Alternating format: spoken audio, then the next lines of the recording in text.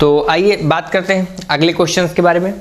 फिर मैंने यहाँ पे कुछ क्वेश्चन ले लिए हैं। क्वेश्चन क्या है आप लोग देख सकते हैं। इस बार नीचे से शुरू करते हैं, क्योंकि यहाँ से अगर हम लोग सॉल्व करेंगे तो बिटाते हुए चलेंगे तब हमको क्या होगा, थोड़ा सा स्पेस मिल जाएगा। ठीक है, तो चलिए पहला क्वेश्चन देखिए क्या है। पहला क्वेश्चन यहाँ पे है कि 4 ट्राईसाइकिल में कितने पहिए होंगे। सिंपल सा क्वेश्चन है, 4 ट्राईसाइकिल में कितने पहिए होंगे। सबको पता है कि एक ट्राईसाइकिल में कितने पहिए होते हैं, नाम से ही पता चल रहा है, नाम से ही पता चल रहा है। ट्राई का मतलब, ट्राई से आपको वर्ड समझ में आ रहा होगा क्या, 3। अरे सिंपल सी बात है, 3 पहिया भी आप बोल सकते हैं इसको। तो एक ट्राईसाइकिल में कितने पहिए होते हैं, 3। तो 4 ट्राईसाइकिल में कितने होंगे, बताइए बताइए। 3 गुणे 4, रिजल्ट कितना, 12। बस हो गया आपके क्वेश्चन का आंसर। ठीक है, तो एक ट्राईसाइकिल में 3 पहिए, तो 4 ट्राईसाइकिल में कितने, 3 गुणे 4 यानी 12 पहिए। तो बस ऐसे ही डायरेक्टली आपके एग्जाम में इसके क्वेश्चन आया हुआ क्वेश्चन है, इसलिए मैंने इसको यहाँ से उठा लिया। वहाँ पे आया था कि 9 ट्राईसाइकिल में कितने पहिए होते हैं, तो 9 गुणे 3, 9 त्रिक कितना, 27 पहिए आपका आंसर हो जाता। ठीक है, तो यहाँ पे मैंने एग्जाम्पल दिया था कि 4 ट्राईसाइकिल में कितने पहिए होते हैं, तो क्या आंसर निकल के आया, 12 पहिए। एकदम सिंपल सा क्वेश्चन। आगे क्वेश्चन क्या है, 50 को आधे से विभाजित करो तथा 20 जोड़ो, इसमें 35 घटाओ और तो क्या प्राप्त होगा। ठीक है, सिंपल सा क्वेश्चन है, इसको भी सॉल्व करते हैं।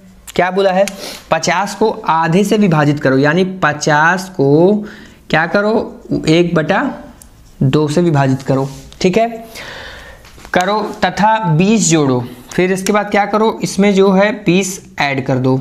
अच्छा, फिर इसमें 35 घटा दो, जो आए उसमें क्या करो, 35 घटा दो, तो हमारे पास रिजल्ट क्या प्राप्त होगा। तो कोई दिक्कत वाली बात नहीं है। इस 50 को लिया, 1/2 कर दिया, तो रिजल्ट हमारे पास क्या आएगा।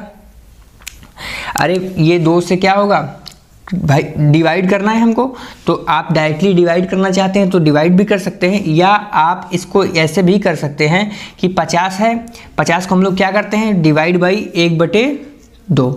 तो आप लोग जानते हैं कि ये 2 उठ करके यहाँ चला जाएगा, पता है आपको, तो ये ऊपर आ जाएगा, तो कितना हो जाएगा, ये 2 उठ करके ऊपर चला गया, तो यहाँ पे क्या बचा, 100 हो गया। ये बात समझ में आई, नहीं समझ में आई फिर से समझिए। हम लोग ऐसे लिखते हैं 50 डिवाइड बाई 1/2। आपको पता होगा जब डिवाइड बाई लगा होता है तो हम लोग क्या करते हैं, उसको इनटू में कन्वर्ट कर लेते हैं, तो जो संख्या होती है वो उल्टी हो जाती है। यानी हमारे पास यहाँ से रिजल्ट कितना आया, हमारे पास यहाँ से रिजल्ट आया 100।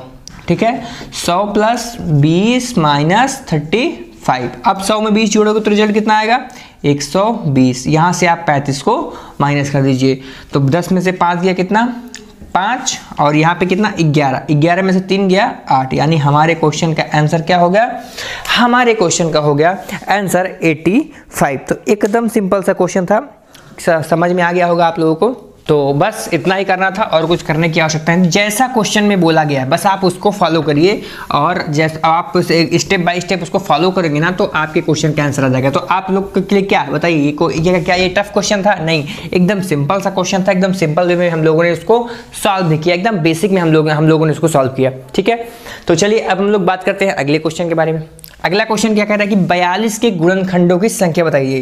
अब आप लोग कह रहे होंगे सर ये क्वेश्चन आ गया, इसके पहले कुछ और क्वेश्चन आया था। तो देखिए ये है नंबर सिस्टम, है ना, तो ये बहुत बड़ा है, तो मैं आप वहाँ से क्वेश्चन कलेक्ट कर रहा हूँ और आपके सामने लेकर के आ रहा हूँ कि ऐसे भी क्वेश्चन आपके सामने आ सकते हैं एग्जाम में। ठीक है, तो 42 के गुणनखंडों की संख्या आपको बतानी। 42 के गुणनखंडों की संख्या क्या होगी, अब आप कैसे फाइंड करोगे, तो इसके बारे में मैं बात करता हूँ आपसे।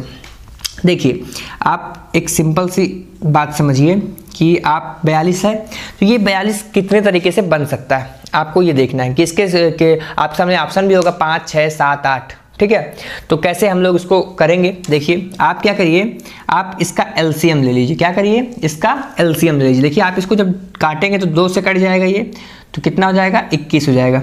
फिर 3 से कट जाएगा ये, 7 हो जाएगा। फिर 7 से कट जाएगा ये, 1 हो जाएगा। तो आपको कितने डेटा यहाँ पे दिख रहे हैं ये बताइए आप। ये मैं आपको इजी मेथड बता रहा हूँ कि जल्दी से जल्दी आप कैसे सॉल्व कर लोगे। आप उसका एलसीएम ले लो और जितने भी नंबर आपको दिख रहे हैं आप काउंट कर लो। क्या कर लो, काउंट कर लो। देखो पहला नंबर हम लोग, मैं रेड मार्कर लेता हूँ ताकि आपको अच्छे से समझा दूँ हाईलाइट करके। देखिए पहला नंबर हमारे पास क्या निकल के आया, 2 निकल के आया, लिख लिया। फिर इसके बाद दूसरा नंबर क्या निकल के आया, 3 लिख लिया। ठीक है, या अभी इंटू मत लगाइए, बस लिखते जाइए। तीसरा नंबर क्या निकल के आया, 7 लिख लिया। चौथा नंबर क्या निकल के आया 42 खुद, इसको भी लिख दिया, कॉमा लगा दूं ताकि आपको दिखे। फिर पांचवा नंबर क्या निकल के आया 21, इसको भी आप लिख दीजिए। अब आप कहेंगे सर 7 लिख दूं, अरे 7 तो पहले से लिखा हुआ है, आप कितने बार लिखोगे आप। फिर एक नंबर और निकल के आया क्या 1, चलिए 1 आया है तो 1 को भी लिख देते हैं। तो कितने नंबर आपको यहाँ पे दिख गए, आपको यहाँ पे दिख गए 1 2 3 4 5 6, 6 नंबर आपको यहाँ पे देखने को मिल गए। ठीक है, कितने नंबर मिल गए आपको देखने को, 6 नंबर मिल गए। तो अब आप बताइए क्या कुछ छूट रहा है क्या, बताइए बताइए। 2 मिल गया, 3 मिल गया, 7 मिल गया, 42 मिल गया, 21 मिल गया, 1 मिल गया। तो 1 तो जरूरी है, 42 भी जरूरी है, 7 तो है ही। तो बच क्या रहा है, ऐसा कौन सा नंबर है जो यहाँ से बच जा रहा है हमारी नज़रों के सामने से, बताइए जरा। अरे सर सब कुछ है, तो क्या कहीं कोई ऐसा नंबर नहीं जिसको काउंट करने पे कुछ बन रहा हो और वहाँ से भी रिजल्ट आ रहा हो, है। देखिए 2 और 3 की अगर मैं बात करूँ तो 2 और 3 यदि मैं गुणा कर दूँ तो एक रिजल्ट आता है क्या 6, 6 से भी 42 बनाया जा सकता है, बनाया जा सकता है ना। 6 का अगर आप 7 में गुणा कर दोगे तो क्या बन जाएगा 42 बन जाएगा, इसलिए कि यहाँ से हमारे पास निकल गया कैसे 6। इसके अलावा कोई और नंबर नहीं है जिससे 42 बनाया जा सकता है। देखिए 7 का गुणा आप 21 में करोगे तो भी नहीं बनेगा, 7 का गुणा 3 में करोगे तो भी नहीं बनेगा, 7 का गुणा 3 में करोगे तो 21 आ जाएगा। तो 21 तो लिखा हुआ है, जो लिखा ना हो, है ना। ऐसे ही आप 21 का गुणा 2 में करोगे तो 42 भी आ जाएगा।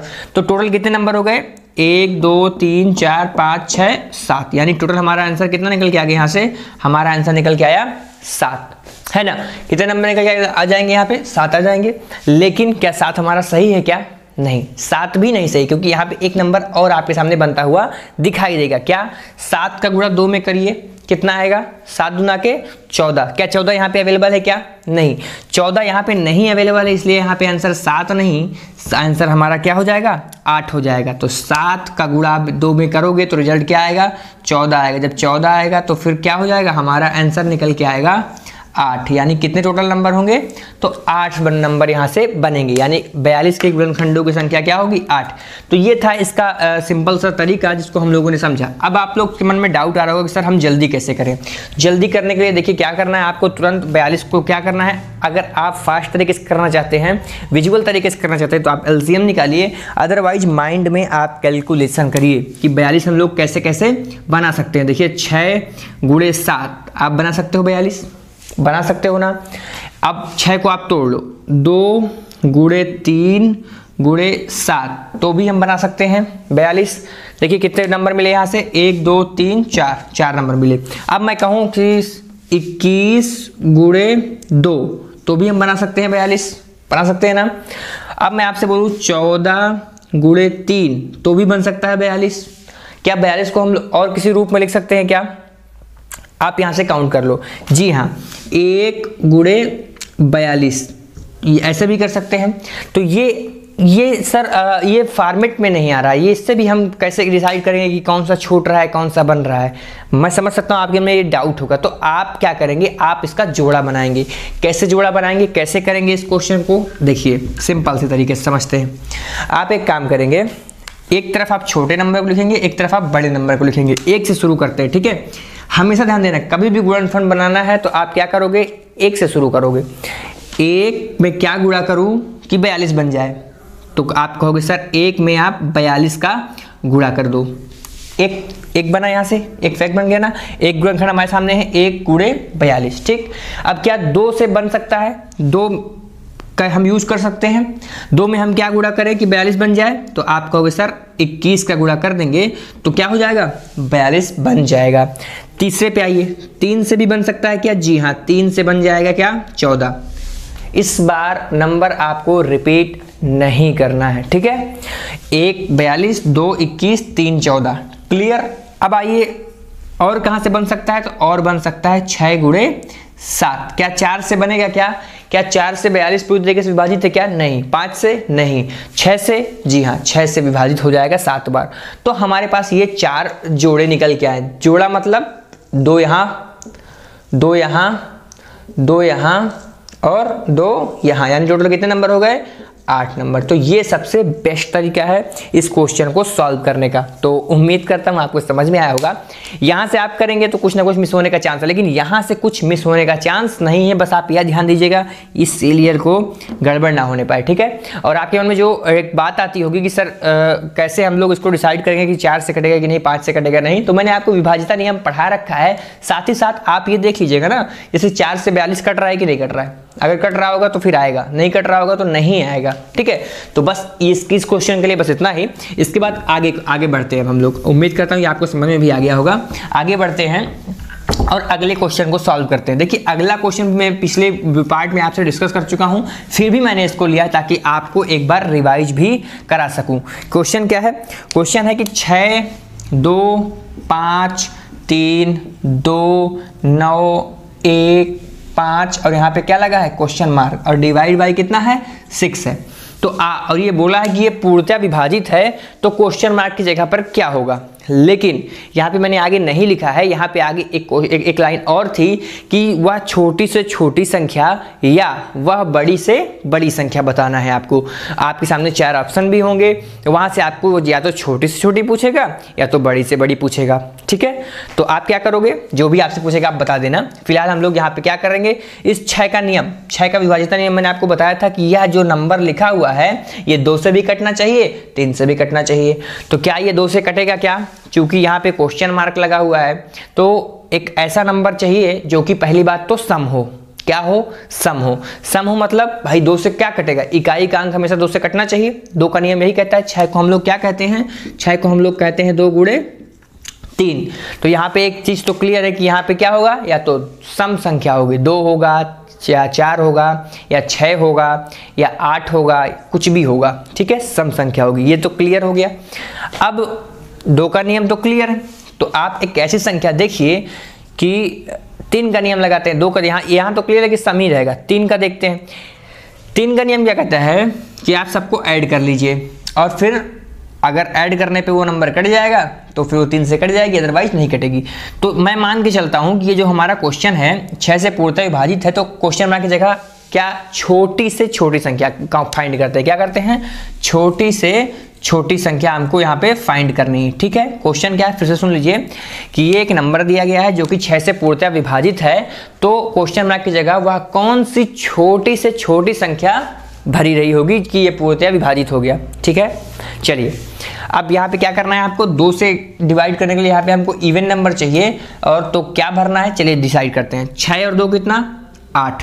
3 का नियम लगाने जा रहा हूँ। 6 और 2 कितना? 8। 8 5 13, 13 3 16, 16 2 19, सॉरी 16 2 18, 18 और 9, 18 9 27, 27 1 28, 28 5 32। यानी हमारे पास यहाँ पे क्या निकल के आया? हमारे पास यहाँ पे निकल के आया 32। अब 32 में हम क्या भर दें कि ये 3 से कट जाए? क्या ये 3 से कटेगा? क्या नहीं कटेगा। तो आपको ध्यान देना है कि सम संख्या भरनी। तो सम संख्या 2 होती है, 2 भर दूंगा तो कितना हो जाएगा? 32 और 2 34। क्या 34 3 से कटेगा? क्या नहीं कटेगा। मतलब 2 नहीं हो सकता, 2 नहीं हो सकता इस क्वेश्चन मार्क की जगह पे। 4 भर दूं तो 4 भर दूंगा तो कितना हो जाएगा? 32 और 4 36, और जो कि 3 से हो जाएगा पूरी तरीके से विभाजित, यानी ये हो जाएगा हमारे क्वेश्चन का आंसर। क्लियर हुई बात? तो हमारा क्वेश्चन का आंसर क्या निकल के आया? 4। यानी क्वेश्चन मार्क की जगह पे क्या रहा होगा? 4 रहा होगा। तो ऐसे आप इस क्वेश्चन को भी सॉल्व कर सकते हो। तो विभाजिता नियम का था, हालांकि मैं इसको पिछले वीडियो में आपसे चर्चा कर चुका हूं, तो इसमें कुछ ज़्यादा बात करने की ज़रूरत नहीं थी, है ना। तो डिजिटल वे में भी आप इसको सॉल्व कर सकते थे। डिजिटल वे में कैसे कि इसी को हम लोग एकीकरण कर देते हैं इसका। 6 2 8, 8 5 13, 13 को हम लोग 13 ना पढ़ करके 1 और 3 को जोड़ लेते हैं, तो कितना हो जाएगा? 4 4 3 7, 7 2 9, 9 9 18, 18 को 18 नहीं 9 पढ़ते हैं, 8 और 1 9, 9 और 1 10, यानी 1, 1 और 5 6, 6 में क्या जोड़ दें कि 3 से कट जाए? 6 तो पहले से ही कट रहा है, लेकिन हमको एक ऐसा नंबर चाहिए जो 3 को काटे, तो फिर आप वहाँ पर भी इसका नियम लगा सकते हो, तो भी आपका आंसर आ जाएगा, है ना। तो उम्मीद करता हूँ ये भी आपको समझ में आया होगा। डिजिटल वे भी आपको समझ में आ जाएगा। तो काउंट करना है, काउंट करके अपना नियम लगाना है, ठीक है। चलिए अगले क्वेश्चन के बारे में बात करते हैं। अगला क्वेश्चन क्या कहता है? अगला क्वेश्चन कह रहा है कि आप हमको बताइए एक परिमेय संख्या जो कि यहाँ पे लिखी हुई है 5/19, व इसके योज्य प्रतिलोम के गुणनफल का गुणात्मक प्रतिलोम बताना है आपको। ये क्या पूछ दिया सर? तो बस करना क्या है आपको, सिंपल सा क्वेश्चन को यहाँ से उठाना है। क्या लिखा है यहाँ पे लिखा हुआ है 5/19, इसका योज्य प्रतिलोम आपको फाइंड करना है। तो योज्य प्रतिलोम फाइंड करने के लिए क्या करेंगे आप लोग, इसका इंटू करेंगे, जो संख्या लिखी है उसी संख्या को एक बार और लिख देना है। 5/19 पहले से लिखी हुई थी, फिर से एक बार लिख दिया, और ऊपर वाली संख्या में लगाना है माइनस। क्या करना है, ऊपर वाली संख्या में लगाना है माइनस। इसको आप लोग देख लीजिए कि रिजल्ट क्या आता है आपके सामने। योज्य प्रतिलोम अगर आपको निकालना, योज्य प्रतिलोम के गुणनफल का गुणात्मक प्रतिलोम पूछा है। तो योज्य प्रतिलोम क्या है, ये है 5, बस आप माइनस लगाइए, -5/2, ये क्या हो गया, योज्य प्रतिलोम हो गया। और चूंकि गुणनफल बोला इसलिए हमने क्या किया, गुणा कर दिया। तो जब दोनों को आप गुणा करोगे तो क्या होगा, 5 का गुणा 5 में कितना, 25, और 19 का गुणा 19 में कितना, 361। तो रिजल्ट क्या आया, -25 और डिवाइड बाई 361। तो अब आपको क्या करना है, क्योंकि बोला है कि गुणात्मक प्रतिलोम, तो प्रतिलोम का मतलब क्या देख रहे हैं आप, यही संख्या, इसी को आप उल्टा कर दीजिए, 361 डिवाइड बाई 25, यही हो जाएगा आपके क्वेश्चन का आंसर। और कुछ भी नहीं था, बस इतना ही था। ठीक है, तो उम्मीद करता हूँ आपको समझ में भी आ गया होगा। समझ में आया है तो बहुत अच्छी बात है। चलिए अगले टॉपिक के बारे में बात करते हैं।